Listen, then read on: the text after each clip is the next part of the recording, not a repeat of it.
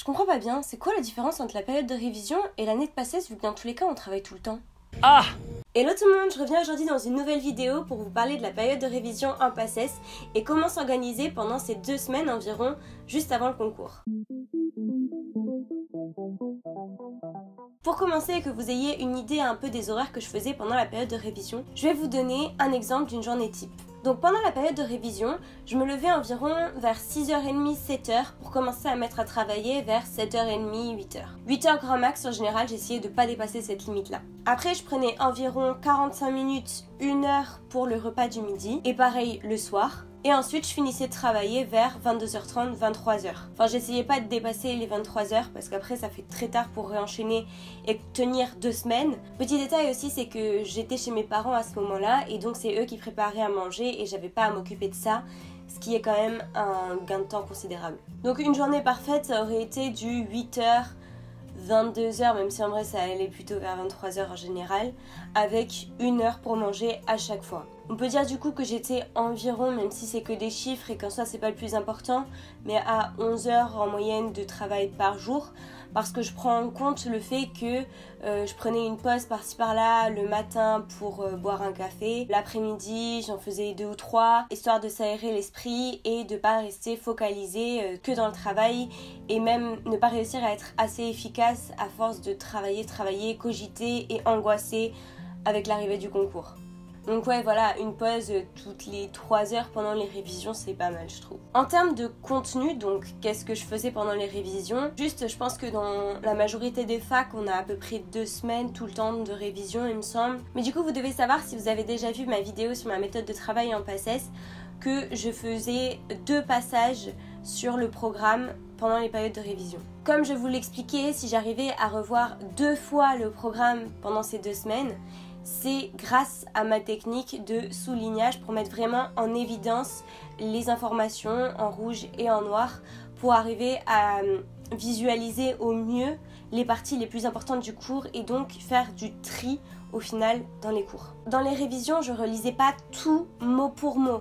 C'est vrai que j'essayais de faire gaffe à ne pas avoir oublié de notions importantes que j'aurais pas mis en évidence dans le cours, mais quand même en général, j'essayais de me cantonner à ce que j'avais souligné et mis en évidence. Donc certes, je revoyais 2 fois le programme, mais de façon assez sélective quand même. Alors il y a un truc que j'adore, c'est faire des plannings. Quand vous êtes au moment avant de devoir absolument réviser et que vous dites ok, comment je vais organiser ça pour que ça soit le mieux possible et que j'arrive à optimiser au maximum le temps. Voilà, j'adore ce moment-là. Bon, après, quand il faut s'y mettre et commencer à bosser, c'est pas la même chose parce que tu te rends compte de tout ce que tu as à faire après. Dans mon planning, je me faisais une semaine type que je reproduisais ensuite pour la 2e semaine. Comme ça, en 2 semaines, j'avais vu 2 fois le programme. Bien sûr, c'était pas exactement des semaines identiques parce que parfois on peut avoir un concours blanc et on doit adapter le programme en fonction des contraintes en fait qu'on a. Par contre, personnellement, s'il y a un truc que j'aime pas du tout faire pendant les révisions, que je faisais ni en PACES, ni en 2e, ni en 3e année, c'est de faire une matière, une journée. Voilà, c'est un truc que je déteste faire parce que imaginez, vous tombez sur une matière que vous détestez, vous allez passer une journée de merde, la faire à reculons et ça sera pas forcément hyper productif.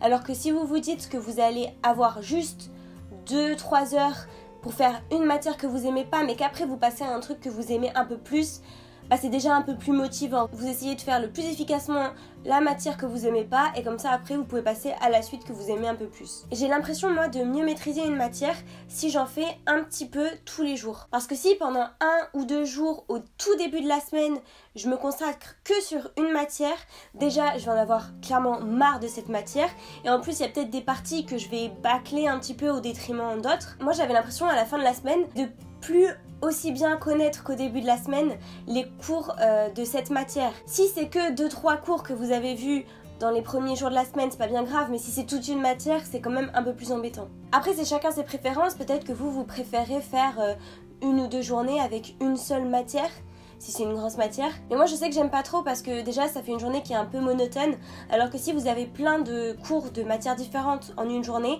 bah, ça rythme un peu votre journée et peut-être que vous allez avoir en fin de journée une matière que vous aimez un peu plus et donc du coup vous allez être plus motivé pour continuer la journée, alors que peut-être que si vous faites qu'un truc que vous aimez pas, bah, au final vous allez perdre du temps à vous dire que ça vous saoule et que vous en avez marre et que vous comprenez pas. et donc vous n'allez pas beaucoup avancer et peut-être arriver à la fin de la journée et prendre du retard. Donc moi typiquement ce que je faisais, c'est que je découpais les matières en 6-7 groupes de cours avec à peu près 5 cours dans chaque groupe. Comme ça je pouvais répartir un peu ces groupes tous les jours de la semaine en essayant quand même de garder une petite marge d'erreur au cas où le week-end si jamais on a pris du retard un peu dans la semaine. Mais voilà, j'essayais de me répartir de façon assez équitable toutes les matières dans la semaine pour arriver à tourner et rendre les révisions un peu plus agréables. Le matin, comme en général c'est le moment où je suis le plus efficace, j'essayais de mettre les matières les plus denses, les plus compliquées selon moi. Il y a certes de l'apprentissage un peu par cœur, mais surtout beaucoup de compréhension, de logique et parfois qui nécessitent des calculs. Par rapport à ma fac, ça correspondrait plutôt à des matières comme l'UE1 et l'UE3, c'est souvent ce que je faisais moi en tout cas le matin. Et l'après-midi, c'est vrai que j'ai tendance parfois à être peut-être un peu moins efficace, mais comme c'est une large période, on a toujours des moments où on est un peu moins efficace, mais parfois un peu plus.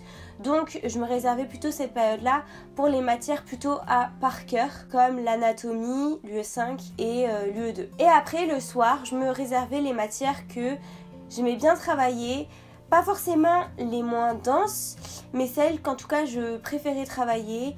Et forcément j'étais un peu plus efficace vu que c'est quelque chose que j'aimais bien faire, donc c'était souvent l'UE7, l'UE6 et l'UE4. Donc l'UE4 c'est des gens qui aiment pas trop parce qu'il y a pas mal de calculs. Moi c'est une matière que j'aimais bien parce que j'aime bien les maths. Donc voilà, l'UE4 ça faisait aussi partie de ces matières là que je faisais le soir. Et bien sûr le soir, juste avant de me coucher, je relisais dans mon lit mes fiches erreurs et je refaisais pareil le lendemain matin au réveil. La difficulté de la période de révision, je trouve, c'est d'arriver à jongler entre réviser un cours, le relire et faire en même temps des QCM pour s'entraîner. Parce que déjà que réussir à caler tout un programme de cours pendant une semaine c'est compliqué, alors ça se complique encore plus quand on doit y rajouter des QCM. Mais si comme moi vous avez fait le tri nécessaire dans vos cours en mettant bien en évidence les parties du cours très importantes, ça devient plus gérable. Parce que comme ça quand vous revoyez un cours, vous allez vraiment à l'essentiel. C'est vraiment pas du mot pour mot que je faisais quand je revoyais un cours pendant les révisions. Évidemment pour être sûr d'avoir bien fait ce tri, il faut avoir revu les cours en amont. Souvent ce que je disais c'est que j'essayais de faire 3 lectures d'un cours pendant l'année et donc mes 2 fois pendant les révisions. Dans la mesure du possible évidemment, parce que forcément si vous avez eu un cours en amphi une semaine avant les périodes de révision, c'est quand même compliqué de le revoir 3 fois avant d'arriver aux révisions.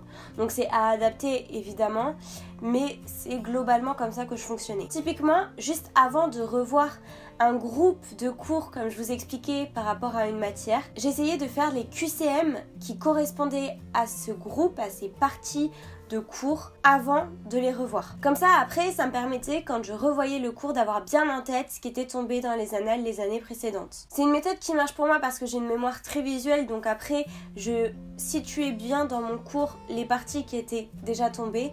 Et c'est ce qui moi m'aidait beaucoup de faire des QCM vu que j'apprenais pas tous les cours par cœur. Et mes fiches erreurs de tout ce qui tombe en QCM me servait beaucoup aussi de ce point de vue-là. Pour vous donner un exemple, si je prends une matière que je connais bien, l'UE7, vu que j'étais tutrice de cette matière, on retrouve dans l'UE7 au premier semestre différentes parties de la sociologie, de la psychologie et de l'anthropologie. Là, vous avez directement des groupes de cours qui sont isolés par thème. Alors, ce que je faisais, si un soir je m'étais dit que j'allais travailler de la psycho, et ben juste avant, je faisais les QCM qui se rapportaient à la psycho. Souvent, les week-ends, pour casser un petit peu le rythme, j'essayais de me réserver un peu de temps au cas où j'avais du retard dans ma semaine, mais surtout, j'essayais de faire un peu plus de QCM, voire même des annales en entier, c'est-à-dire que par exemple, pour de l'UE1 et de l'UE2, j'allais faire ce jour-là toute l'annale 2017-2018.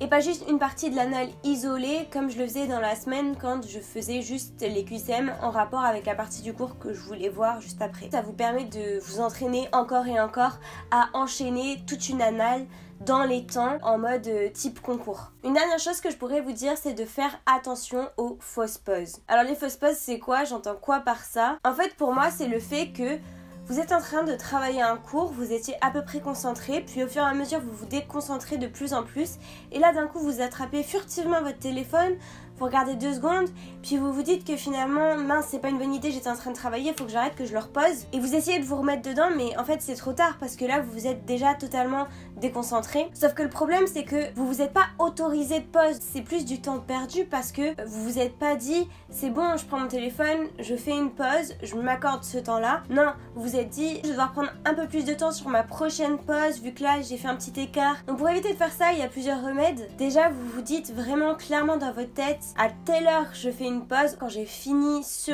cours je fais une pause vraiment, et essayez au maximum de vous focaliser sur le cours que vous travaillez et de vous dire c'est bon, dès que j'ai fini ce cours là j'ai le droit à ma pause, donc il faut vraiment que je sois à fond pendant ces moments où je travaille. Pour pas être tenté comme ça de prendre à tout moment son portable et de finir sur les réseaux sociaux, je vous conseille de le mettre en mode avion ou de l'éteindre carrément et de le rallumer au moment où vous avez décidé de faire vraiment une pause. Mais si vraiment pendant que vous travaillez un cours vous en pouvez plus, vous êtes au bout de votre vie et que vous sentez que vous avez besoin de faire une pause, et bien prenez-la franchement, mais vous dites pas juste bon ben pendant 2 secondes je regarde mon téléphone mais après je le pose. Dans tous les cas, essayez de pas trop vous disperser pendant que vous travaillez un cours sérieusement. Parce que c'est vrai que la différence c'est que pendant l'année, vous allez en cours le matin ou l'après-midi et après ou avant, vous travaillez. Là, vous n'avez même pas ça. Vous devez réussir à vous contenir pour réussir à travailler toute une journée. Donc c'est ça qui peut être compliqué et très vite démotivant, alors trouvez le moyen de vous accorder des moments un peu pour vous. Malgré tout, le conseil que je pourrais vraiment vous donner, c'est de faire attention à votre sommeil pendant les révisions. Le sommeil, c'est hyper important pour votre système immunitaire et pas arriver complètement malade aux examens. C'est un premier point déjà assez important. Et ensuite, le sommeil aussi, on l'oublie très souvent, mais c'est fondamental pour la mémorisation. C'est pendant le sommeil que vous allez intégrer tout ce que vous aurez vu pendant une journée, tout ce que vous aurez appris. Moi je sais que ça me le faisait beaucoup en PACES, mais parfois je dormais, j'ai l'impression de faire des cauchemars et que je me récitais mes cours en dormant. Mais en fait c'est véridique, c'est parce que vous êtes vraiment en train d'enregistrer les informations que vous avez apprises dans la journée. Votre cerveau a vraiment besoin de ce sommeil-là pour intégrer tout ça. Voilà, cette vidéo sur les périodes de révision est maintenant terminée. J'espère que mes conseils pourront vous aider à mieux appréhender cette période. Je sais que c'est un moment qui est très difficile. On se sent très vite seul et qu'on en a marre, qu'on est démotivé et en même temps on se dit mais non, j'ai pas le droit d'être démotivé, c'est le dernier moment, il faut tout donner. C'est la dernière ligne droite avant le concours, il faut vraiment se donner à fond parce qu'il y a des gens qui vont complètement se laisser démotiver et qui vont se dire qu'ils ont un retard tellement incroyable qu'ils n'y arriveront jamais. Mais en même temps, il y a des gens qui aussi vont se dire vas-y, là je donne tout. À vous d'arriver à vous placer plutôt dans la deuxième team et réussir à donner le meilleur de vous-même pour arriver totalement prêt le jour du concours. Et voilà, je vous dis à bientôt dans une prochaine vidéo. Bye!